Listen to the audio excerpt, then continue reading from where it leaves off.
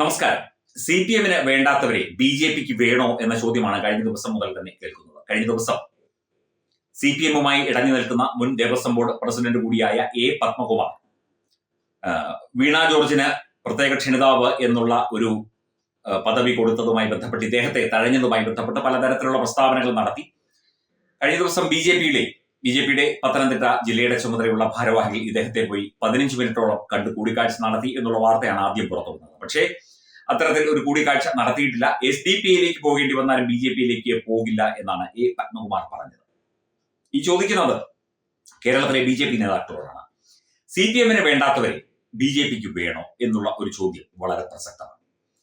എന്തിന് ഇത്തരത്തിലുള്ള വേസ്റ്റുകളെ BJP-യിലേക്ക് എടുക്കുന്നു? BJP-ക്ക്, ഭാരതീയ ജനതാ പാർട്ടി എന്ന ജനകീയ പാർട്ടിക്ക്, അല്ലെങ്കിൽ ലോകത്തിലെ ഏറ്റവും വലിയ ജനാധിപത്യ പാർട്ടിക്ക് അതുകൊണ്ട് എന്ത് പ്രയോജനം?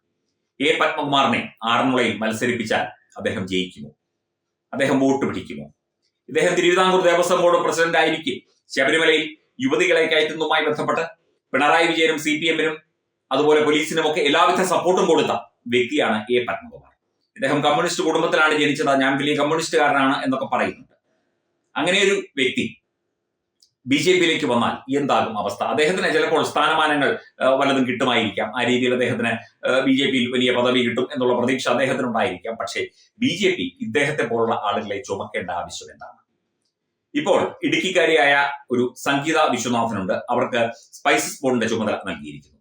ഇവർ വനിതാ മതിൽ കെട്ടാൻ വെള്ളാപ്പള്ളി നടേശനുമായി ചേർന്ന്, അല്ലെങ്കിൽ വെള്ളാപ്പള്ളി നടേശന്റെ നിർദ്ദേശാനുസരണം വനിതകളെ സംഘടിപ്പിക്കാൻ ഒക്കെ തന്നെ മുൻകൈയെടുത്ത വ്യക്തിയാണെന്ന് പറയുന്നു. അങ്ങനെയുള്ള വ്യക്തികളെ ഭാരതീയ ജനതാ പാർട്ടിയും അതുപോലെ NDA-യും ഒക്കെ പിന്തുണയ്ക്കുന്നത് എന്തിനാണ്? ഇത് പാർട്ടിക്ക് ദോഷം ചെയ്യില്ലേ? അല്ലെങ്കിൽ പാർട്ടി അണികളിൽ, പാർട്ടി പ്രവർത്തകരിൽ ഇത് ഏതു തരത്തിലുള്ള വികാരമാണ് ഉണ്ടാക്കുന്നത്? ഒരു പാർട്ടിയിൽ നിന്ന് മറ്റൊരു പാർട്ടിയിലേക്ക് ഒരാൾ പോകുന്നത് അത് പുതുമയുള്ള കാര്യമൊന്നുമല്ല. പക്ഷേ അത് ഇന്ത്യയിൽ എല്ലായിടത്തും നടക്കുന്നതാണ്. പക്ഷേ കേരളത്തിലെ BJP-യെ സംബന്ധിച്ചിടത്തോളം CPM-ലെ ഇത്തരം ആളുകളെ, A. പത്മകുമാറിനെ പോലുള്ള ആളുകളെ എന്തിനാണ് പാർട്ടിയിലേക്ക് സ്വീകരിക്കാൻ ശ്രമിക്കുന്നത്? അല്ലെങ്കിൽ അവർ കടന്നു വന്നാൽ, അവരെ പോലുള്ള ആളുകൾ കടന്നു വന്നാൽ പാർട്ടിക്ക് എന്താണ് പ്രയോജനം എന്നുള്ള ഒരു രാഷ്ട്രീയ പരിശോധന കേരളത്തിലെ BJP നടത്തണം എന്ന ഒരു അഭ്യർത്ഥനയാണ് ഒരു മാധ്യമം എന്നുള്ള നിലയ്ക്ക് ഞങ്ങൾക്ക് ചൂണ്ടിക്കാട്ടാനുള്ളത്. തീർച്ചയായിട്ടും ഇത് BJP-ക്ക് ഗുണം ചെയ്യില്ല, പകരം ദോഷമേ ചെയ്യൂ എന്ന് വിലയിരുത്തപ്പെടുന്നു. തീർച്ചയായിട്ടും ഭൂരിഭാഗവും രാഷ്ട്രീയ നിരീക്ഷകരും ഒക്കെ തന്നെ, പൊതുവായ രാഷ്ട്രീയ നിരീക്ഷകരും ഒക്കെ തന്നെ അങ്ങനെയാണ് വിലയിരുത്തുന്നത്. അല്ലെങ്കിൽ A. പത്മകുമാർ ഒരു വലിയ ഇമേജുള്ള മനുഷ്യനായിരിക്കണം. ഇപ്പോൾ ശശി തരൂർ BJP-യിലേക്ക് കടന്നു വരികയാണെങ്കിൽ തീർച്ചയായിട്ടും അത് പാർട്ടിക്ക് ഗുണകരമായ ഒരു അവസ്ഥ ഉണ്ടാക്കും. കാരണം അദ്ദേഹം ഒരു വിശ്വ പൗരനായിട്ട് കണക്കാക്കപ്പെടുന്നയാളാണ്, അറിവുള്ള മനുഷ്യനാണ്, എല്ലാവരും ആരാധിക്കുകയും പരിഗണിക്കുകയും ബഹുമാനിക്കുകയും ചെയ്യുന്ന ഒരു വ്യക്തിത്വമാണ് ഡോക്ടർ ശശി തരൂർ. അദ്ദേഹം കടന്നു വന്നാൽ തീർച്ചയായിട്ടും BJP-ക്ക് അത് ഗുണം തന്നെയാണ്. പക്ഷേ A. പത്മകുമാറിനെ പോലെ ഒരു വ്യക്തി കടന്നു വന്നാൽ എന്താണ് ഗുണം? A. പത്മകുമാർ ആരാണ്? CPM-ന്റെ എന്തെങ്കിലും ഒരു മുഖമാണോ അദ്ദേഹം? CPM-മായി ബന്ധപ്പെട്ട ഏതെങ്കിലും ഒരു പ്രധാനപ്പെട്ട കാര്യം വഹിക്കുകയും അത് ചുമതലയോടെ ചെയ്യുകയും ഒക്കെ ചെയ്യുന്ന വ്യക്തിയാണ്. ഒരു സാധാരണ CPM നേതാവ് എന്നതിലുപരി അദ്ദേഹത്തിന് പ്രത്യേകിച്ച് പ്രാധാന്യമൊന്നുമില്ല. അദ്ദേഹം ഭരണഘടനാ സ്ഥാനങ്ങളിലൊന്നും ഇരുന്ന വ്യക്തിയല്ല, വലിയ ഭരണ മികവ് കാണിച്ച വ്യക്തിയല്ല, അദ്ദേഹം ജനകീയമായി ജനങ്ങളുടെ ഇടയിൽ നിൽക്കുന്ന ഒരു വ്യക്തിയല്ല.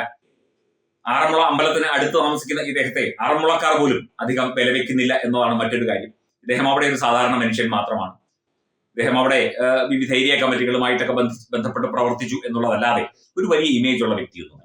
അല്ലെങ്കിൽ 10 വോട്ട് ഈ മനുഷ്യൻ പോയി പ്രസംഗിച്ചാൽ 10 വോട്ട് BJP-ക്ക് കിട്ടും എന്നുള്ള ധാരണയും വേണ്ട.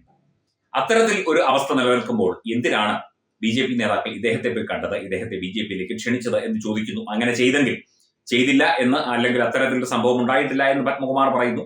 ഇത് ഔദ്യോഗിക വിശദീകരണമോ ഔദ്യോഗികമായ സ്ഥിരീകരണമോ ഇതിനില്ല. ഇത്തരത്തിൽ വേസ്റ്റുകളെ BJP-യിലേക്ക് എടുക്കേണ്ട കാര്യം എന്താണ്? ആളെ കൂട്ടാനാണെങ്കിൽ വേറെ എന്തെല്ലാം നല്ല മാർഗങ്ങളുണ്ട്. നല്ല നല്ല ആളുകളെ, ഇപ്പോൾ നല്ല നല്ല വ്യക്തിത്വങ്ങളെ BJP കൂടെ ചേർത്തിട്ടുണ്ട്, ഇതിനു മുൻപും ചേർത്തിട്ടുണ്ട്. ശ്രീ ജേക്കബ് തോമസ് IPS അദ്ദേഹത്തെ കൂടെ ചേർത്തു, മെട്രോമാൻ E. ശ്രീധരനെ കൂടെ ചേർത്തു, അതുപോലെ അനവധി പേരെ, ഡോക്ടർ TP സെൻകുമാറിനെ BJP ഒപ്പം കൂട്ടിയതാണ്.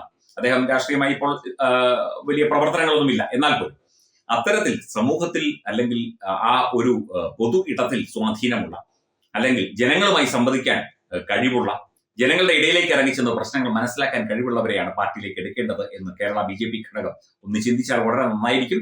A. പത്മകുമാർ വന്നതുകൊണ്ട് BJP-ക്ക് ഒരു പ്രയോജനവും ഉണ്ടാകില്ല, ഒരു പ്രയോജനവും ഉണ്ടാകാനുള്ള വിദൂര സാധ്യത പോലുമില്ല.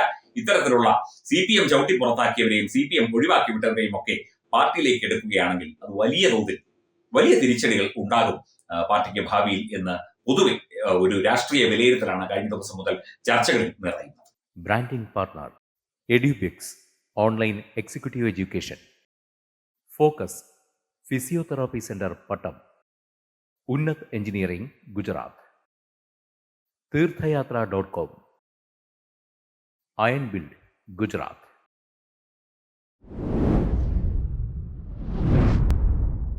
തുമ്പമൺ ശ്രീ വടക്കുംനാഥൻ ക്ഷേത്രം, അമ്പലക്കടവ്, പത്തനംതിട്ട. ശ്രീമദ് സ്കന്ദപുരാണ മഹാസത്രം 2025 മെയ് 11 മുതൽ 18 വരെ. ബ്രഹ്മശ്രീ മുംബൈ ചന്ദ്രശേഖര ശർമ്മയുടെ മുഖ്യ കാർമ്മികത്വത്തിൽ മഹാഗണപതി ഹോമം, സ്കന്ദപുരാണ പാരായണം, മഹത് പ്രഭാഷണങ്ങൾ, പൂജഹോമാദികൾ, കലാസാംസ്കാരിക പരിപാടികൾ. സത്രയജ്ഞ കർമ്മങ്ങളിലേക്ക് എല്ലാ ഭക്തജനങ്ങളുടെയും സാന്നിധ്യവും സഹകരണവും സാദരം അഭ്യർത്ഥിക്കുന്നു. മഹാസത്രവേദിയിൽ മെയ് 18 പഴനി അരുൾമിക ദണ്ഡായുധപാണി സ്വാമി ദേവസ്ഥാന അർച്ചക സ്ഥാനികർ ശ്രീസെൽവ സുബ്രഹ്മണ്യ ശിവശാരിയാരുടെ മുഖ്യ കാർമ്മികത്വത്തിൽ നടക്കുന്ന അതിശ്രേഷ്ഠവും സർവൈശ്വര്യദായകവുമായ സ്കന്ദഹോമം. സ്കന്ദമഹാപുരാണ സത്രത്തിന്റെ ആദിമധ്യാന്തമുള്ള സമ്പൂർണ്ണ തത്സമയ കാഴ്ച തത്വമയി നെറ്റ്വർക്കിൽ.